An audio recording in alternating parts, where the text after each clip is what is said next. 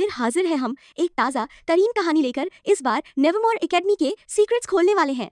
सुनो, मजा आएगा क्योंकि ये कहानी है ही ऐसी, कुछ रहस्य, थोड़ा ड्रामा और ढेर सारा ट्विस्ट। तो चलो शुरू करते हैं।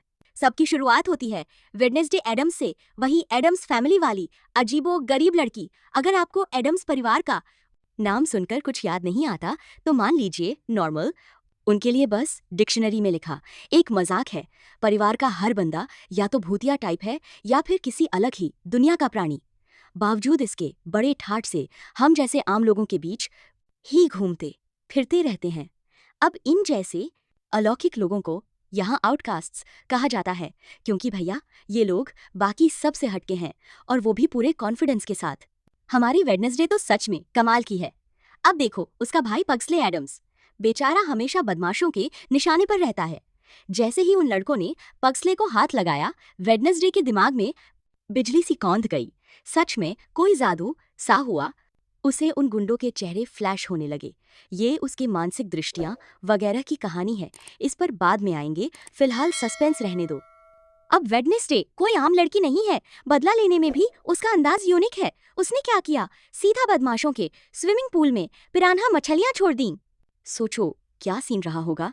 पूल में चीख पुकार, बदमाश बिलखते हुए बाहर भागे। नतीजा ऑब्वियस है, स्कूल वालों ने उसे टाटा बाय बाय बोल दिया।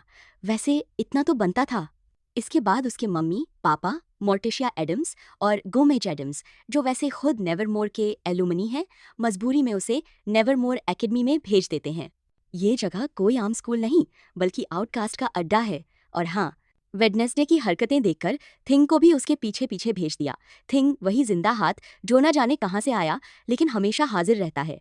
थिंग का भी एटीट्यूड कम नहीं, उसकी अपनी सोच है। लेकिन वेडनेसडे ने आते ही उसे पकड़ लिया, थोड़ा धमकाया और उसे अपना रॉयल बॉडीगार्ड बना लिया। अब थिंग पूरी तरह से वेडनेसडे के हुक्म में है, वफादार नौकर टाइप लेकिन स्वैग के साथ। नेवरमोर एकेडमी, ये जगह जेरिको नाम के छोटे से टाउन के पास है। एकदम आउटकास्ट वाइब्स आती हैं यहाँ से। और इधर कुछ टाइम से इस टाउन में कोई अजीब सा मॉन्स्टर घूम रहा है, लोगों पर धड़ाधड़ हमले कर रहा है। दुनिया का सबसे बोरिंग टाउन अचानक हॉरर मूवी बन गया, सोचो जरा। अब वेडनेसडे नेवरमोर की ये कड़क लड़की पहली ही मुलाकात में बियांका बार्कले से भिड़ जाती है। बियांका तो स्कूल की क्वीन बी टाइप है और दोनों के बीच एकदम दो तलवारें एक म्यान वाला सीन है। मतलब दोनों एक दूसरे को बिल्कुल बर्दाश्त नहीं कर सकती।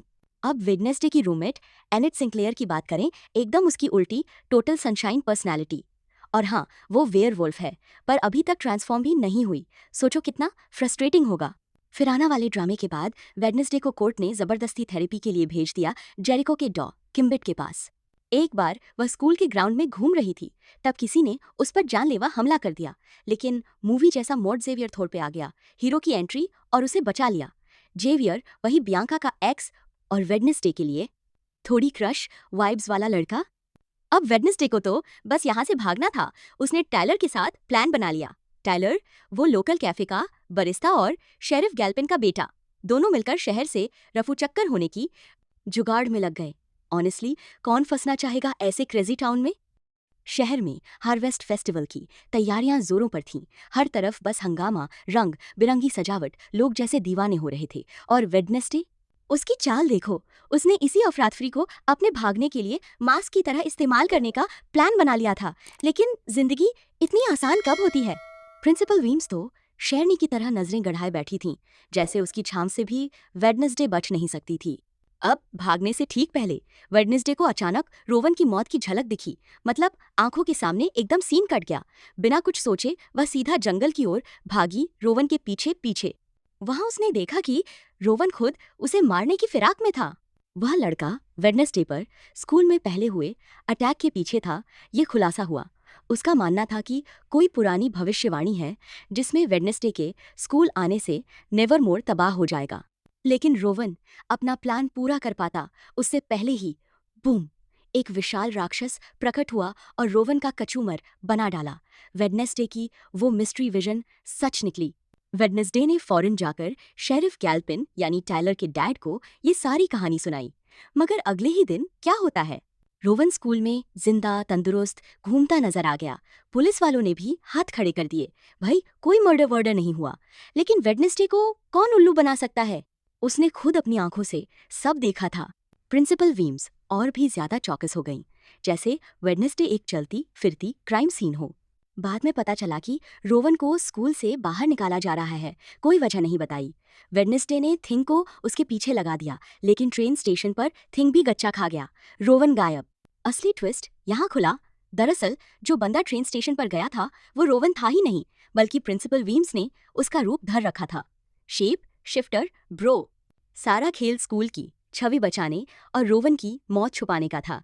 फिर एक और विजन में वेडनेसडे को पता चला कि वो भविष्यवाणी वाला पन्ना जिसे रोवन चुरा कर ले गया था, असल में स्कूल की सीक्रेट लाइब्रेरी में छुपी एक किताब से निकाला गया था। अब तो लाइब्रेरी ढूंढना बनता था। इसी दौरान वेडनेसडे ने बियांका बाकले की प्लानिंग सुन ली। वह लड़की अपने गैंग के साथ स्कूल टूर्नामेंट में चीटिंग करने वाली थी। वेडनेसडे ने सोचा चलो मजा चखाया जाए और एनेट सिंक्लेयर के साथ मिलकर टूर्नामेंट ही जीत लिया। टूर्नामेंट के दौरान वेडनेसडे को कुछ अजीब सा डेजा वू हुआ, जैसे कोई पुरानी फिल्म चल रही हो जिसमें एक लड़की थी जो हूबहू वेडनेसडे जैसी दिखती थी। उस विजन में लड़की ने कहा, तुम ही की हो। मतलब ये कोई नॉर्मल मैसेज नहीं था। इसका मतलब आगे पता चलेगा, फिलहाल तो दिमाग चकरा गया। टूर्नामेंट खत्म होने के बाद वेडनेसडे ने अपनी विजन को फॉलो किया और आखिरकार सीक्रेट लाइब्रेरी खोज निकाली। पर जैसे ही घुसी, नाइटशेड्स नाम के गुप्त स्टूडेंट सोसाइटी के लड़कों ने उसे घेर लिया। बियांका और जेवियर भी वहीं थे, सब मिले हुए। जैसे तैसे वेडनेसडे ने किताब चुपचाप दबोची और लाइब्रेरी से रफू चक्कर हो गई। कहानी में ट्विस्ट पे ट्विस्ट। पता नहीं आगे और क्या धमाका होगा। जेरिको का पूरा माहौल ही कुछ अलग था उस दिन। मेयर नोबल वॉकर ने पूरा तमाशा खड़ा कर दिया। जोसेफ क्रैकस्टोन की मूर्ति का अनावरण और सब फैंसी लोग जमा। प्रिंसिपल वीम्स को तो वेडनेसडे की जरूरत थी ताकि आउटकास्ट और बाकी आम लोगों में शांति बनी रहे, जैसे कोई मेलजोल करवाना हो। अब विंटेज टाउन के पुराने घरों का टूर चल रहा था और वहीं वेडनेसडे की नज़र एक पेंटिंग पर अटक गई। वही लड़की जो उसके विजन में बार बार आ रही थी। Coincidence? I don't think so. जंगल में घूमते घूमते फिर से वेडनेसडे को तगड़ा विजन आया। उसने देखा जोसेफ क्रैकस्टोन आउटकास्ट से कितना नफरत करता था, मतलब हद दर्जे का। पूरा गैंग बना लिया था उसने। जैसे चुड़ैलें पकड़ते हैं वैसे ही आउटकास्ट को मारने निकले थे। और जिस लड़की को वेडनेसडे देख रही थी विजन में, असल में वो थी गुडी एडम्स, उसकी कोई एंशंट वाली पूर्वज। क्रैकस्टोन उसे भी मारने वाला था, पर गुडी स्मार्ट निकली, टाइम रहते निकल ली। अब वेडनेसडे की बत्ती जली। ओह, ये तो मेरी पूर्वज है। और ये विजन कोई रैंडम सपना नहीं, गुडी उसे कुछ बताना चाह रही है। पास्ट से सीधा मैसेज आ रहा था। जैसे ही विजन से बाहर आई, जंगल में राक्षस से सामना हो गया। मजेदार बात ये कि राक्षस ने उसे कुछ किया नहीं, बस ऐसे ही छोड़ दिया। वेडनेसडे को झटका लगा, ये तो कोई अपना ही है, इंसान जो शक्ल बदल सकता है। और हाँ, किसी शिकार के फोन में गलती से राक्षस की फोटो भी आ गई थी। Solid proof bro. अब रहा न गया। वेडनेसडे से समारोह के बीचों बीच थिंग के साथ मिलकर क्रैकस्टोन की मूर्ति को आग लगा दी। मूर्ति गिरी नहीं, पर बुरी तरह जल गई। पूरा सीन ही बदल गया। प्रिंसिपल वीम्स को शक हो गया तुरंत। ऑब्वियसली। और कौन करेगा ये सब? वेडनेसडे ही होगी ना। बस यही है जेरिको की उस शाम की कहानी। ड्रामा, रहस्य और थोड़ा बहुत आग धुआं। राक्षस के नए शिकार की छानबीन में पुलिस जब केबिन पहुंची तो वहां राक्षस की कुछ गजब की तस्वीरें मिलीं। इधर वेडनेसडे और थिंग मजेदार जोड़ी सीधे मुर्दाघर में घुस गए, क्योंकि क्यों नहीं। राक्षस के हाथों मरे हुए बंदों के रहस्य खोलने का इससे बढ़िया तरीका क्या हो सकता है। वहीं वेडनेसडे ने एक अजीब बात नोटिस की। हर पीड़ित का कोई न कोई अंग गायब था, जैसे किसी ने मेडिकल डिग्री लेकर बड़ी सफाई से निकाल लिए हों। Creepy, right? धीरे धीरे वेडनेसडे को जेवियर थॉर्पे पर शक होने लगा। अब देखो, जब उसने जेवियर के सीक्रेट आर्ट स्टूडियो की तलाशी ली तो वहां उसे उसी राक्षस के स्केच मिल गए। और जेवियर की गर्दन पर खरोंच। भाई, ये तो बहुत फिशी है। ऑनेस्टली वेडनेसडे को तो पूरा यकीन हो गया कि यही लड़का राक्षस है। वैसे जेवियर का वेडनेसडे पर क्रश था, क्लासिक लव ट्रायंगल वाइब्स। अब वेडनेसडे अपने नए दोस्त यूजीन, मधुमक्खी क्लब वाला, के साथ जेवियर के स्केच में दिखाए अड्डे तक जा पहुंची। वहां बस जानवरों की हड्डियां और राक्षस के पंजे के गहरे निशान, बाकी कुछ खास नहीं। फटाफट वेडनेसडे ने पंजे का सैंपल और जेवियर के बनाए स्केच उठाए और सीधा शेरिफ गैल्पिन के पास पहुंची। शेरिफ ने थोड़ा टाल मटोल किया, पर आखिरकार मान ही गए। चलो डीएनए टेस्टिंग कर लेते हैं। अब देखना है असली राक्षस कौन निकलता है, जेवियर या कोई और। ओके, तो उस रात की बात ही कुछ और थी। वेडनेसडे और यूजीन को असल में राक्षस के अड्डे की जासूसी करनी थी, लेकिन थिंग, जो कि खुद को डेटिंग गुरु समझता है, ने वेडनेसडे की नाक के नीचे से टाइलर को डांस के लिए इनवाइट भेज दिया। अब वेडनेसडे को भी टाइलर में थोड़ी दिलचस्पी होने लगी थी, तो राक्षस जासूसी प्लान धरा का धरा रह गया। राक्षस वाक्षस छोड़ो, सीधा रेवन डांस में टाइलर के साथ ठुमके लगाने चली गई। और हाँ, वही फेमस डांस सीन इंटरनेट पर पूरा तहलका मचा दिया था। यूजीन बेचारा वेडनेसडे के मना करने के बावजूद अकेला ही राक्षस के अड्डे पर पहुंच गया। वहां देखा तो किसी ने सबूत मिटाने के लिए अड्डे को जला डाला था। इधर पार्टी में मेयर नोबल वॉकर का बेटा और उसके यार दोस्त अपना बदला लेने की स्कीम में फायर स्प्रिंकलर हाईजैक करके सब डांसरों पर लाल रंग उड़ा देते हैं। पार्टी का बैंड बज गया, बिल्कुल वैसे ही जैसे कभी जोसेफ क्रैकस्टोन की पार्टी तबाह हुई थी। एनिड सिंक्लेयर और एजैक्स वाली साइड स्टोरी भी चल रही थी, लेकिन ऑनेस्टली उतना खास नहीं था मुख्य कहानी के लिए। फिर अचानक वेडनेसडे को विजन आता है कि यूजीन पर राक्षस ने हमला कर दिया है। वह भागती है जंगल की ओर, बट टू लेट यार। यूजीन जिंदा तो बच गया, पर हालत खराब, कोमा में चला गया थैंक्स टू द मॉन्स्टर। अब ट्विस्ट ये कि वेडनेसडे को पता चलता है कि उसके पापा गोमेज एडम्स पर स्कूल के टाइम में गैरेट गेट्स की हत्या का इल्जाम लगा था। यह वही गैरेट जो जोसेफ क्रैकस्टोन का वंशज था। पेरेंट्स वीकेंड पर बाकी सब सोशलाइज कर रहे थे और वेडनेसडे सीधा गोमेज से मर्डर के बारे में पूछ बैठती है, बिल्कुल ब्लंट स्टाइल में। तभी अचानक वहां मेडिकल एग्जामिनर, जिसने झूठी रिपोर्ट से गोमेज को बचाया था, गोमेज को देखकर इतना डर गया कि खुदकुशी कर ली। शेरिफ गैल्पिन को बहाना मिल गया, फौरन गोमेज को अंदर कर दिया। जेल में गोमेज ने कबूल भी कर लिया, पर वेडनेसडे को पता था कुछ तो गड़बड़ है। उसने मोर्टिशिया एडम्स से सच्चाई उगलवा ही ली। असल में सब लव ट्रायंगल का चक्कर था, गैरेट, मोर्टिशिया और गोमेज। गैरेट मोर्टिशिया के पीछे पागल था, जलन में गोमेज को मारने दौड़ पड़ा, मगर असल में उसी रात मोर्टिशिया ने आत्मरक्षा में गैरेट को मारा। गोमेज ने सब इल्जाम अपने सिर ले लिया। बीवी को बचाने के लिए मोर्टिशिया को याद था गैरेट के मुंह से झाग निकल रहा था, मतलब उसे किसी ने जहर दिया था, यानी मरने से पहले गैरेट पहले से ही मर रहा था। इसे साबित करने के लिए वेडनेसडे और मोर्टिशिया ने गैरेट की कब्र खोद डाली। थोड़ा डरावना है, पर फैमिली ट्रेडिशन है। 30 साल बाद भी उसकी बॉडी पे नीला रंग दिख गया, जहर का प्रूफ। फिर मदर डॉटर डुओ ने गैरेट की उंगली का सैंपल दिखाकर मेयर नोबल वॉकर को ब्लैकमेल कर लिया। असल में उस वक्त वॉकर ही शेरिफ था। एक्सपोज होते ही वॉकर ने कबूल कर लिया कि उसे सब पता था। क्रैकस्टोन के जैसे गैरेट का घराना भी आउटकास्ट से नफरत करता था। उस रात गैरेट सिर्फ गोमेज को मारने नहीं, बल्कि नीला जहर सब नेवरमोर बच्चों को खिलाने आया था, लेकिन लड़ाई में खुद ही जहर से मर गया। गैरेट के मरने के बाद उसके बाप ने वॉकर से केस रफा दफा करवा लिया और वॉकर मेयर बन गया। इस लेवरेज से मोर्टिशिया वेडनेसडे ने गोमेज को जेल से छुड़वा लिया। Mission accomplished. ओ भाई, ये कहानी तो सीधा नेटफ्लिक्स वाले ट्विस्ट पे जा रही है। तो देखो, पुराने सालाना बुक से वेडनेसडे को पता चलता है कि प्रिंसिपल वीम्स असल में कोई आम प्रिंसिपल नहीं, बल्कि एकदम शैप शिफ्टर टाइप थी, मतलब रूप बदलने वाली। फिर मोर्टिशिया एडम्स आती है अपनी कूल मॉम वाइब्स लेकर और वेडनेसडे को समझाती है कि उसको जो ये अजीबो गरीब विजन आती हैं, वो कोई श्राप नहीं बल्कि गिफ्ट है। अब मोर्टिशिया खुद कबूतर टाइप है, तो उसके विजन पॉजिटिव और सेट रहते हैं। लेकिन वेडनेसडे तो रेवन है, तो उसके विजन भाई डार्क, पावरफुल, एकदम टाइम ट्रैवलर वाले, पास्ट और फ्यूचर दोनों देख सकती है। लेकिन प्रॉब्लम ये है कि अगर उसने इन विजन को सही से हैंडल नहीं किया तो दिमाग का दही हो सकता है। मम्मी की सलाह पर वेडनेसडे आती है अपनी पूर्वज गुडी एडम्स के पास, ये भी रेविन। गुडी का कहना, देखो बेटा, इन विजन को पूरी तरह कंट्रोल करना तो नामुमकिन है। ये तो जैसे नदी है, बस बहने देना, कंट्रोल करने की कोशिश में खुद डूब जाओगी। बस अपनी विल पावर से इन्हें हैंडल कर, राइड कर, न कि जबरदस्ती कंट्रोल। गुडी की बातें सुनकर वेडनेसडे और थिंग पहुंच गए गेट्स के पुराने महल में। अफवाह ये थी कि गैरेट गेट्स के मरने के बाद उसके घर में सब एक एक करके मर गए। अब यहाँ मेयर नोबल वॉकर पहले से ही मौजूद थे। सारा सीन सस्पिशियस। वेडनेसडे छुपकर मेयर की कार में बैठ जाती है, जो शेरिफ से मिलने जा रहे थे। लेकिन भाई, जैसे ही मेयर बाहर निकले, किसी ने सीधा उनकी गाड़ी ठोक दी। बंदा सीधा अस्पताल। अब इतनी बड़ी घटना के बाद प्रिंसिपल वीम्स को लगा बस बहुत हुआ, स्कूल बंद, वेडनेसडे अंदर फंसी। लेकिन एनिट सिंक्लेयर और टाइलर की थोड़ी मस्ती और चालाकी से वेडनेसडे स्कूल से चुपके से निकल ली। अब तीनों ने गेट्स महल में अलग अलग जाकर तहकीकात शुरू की।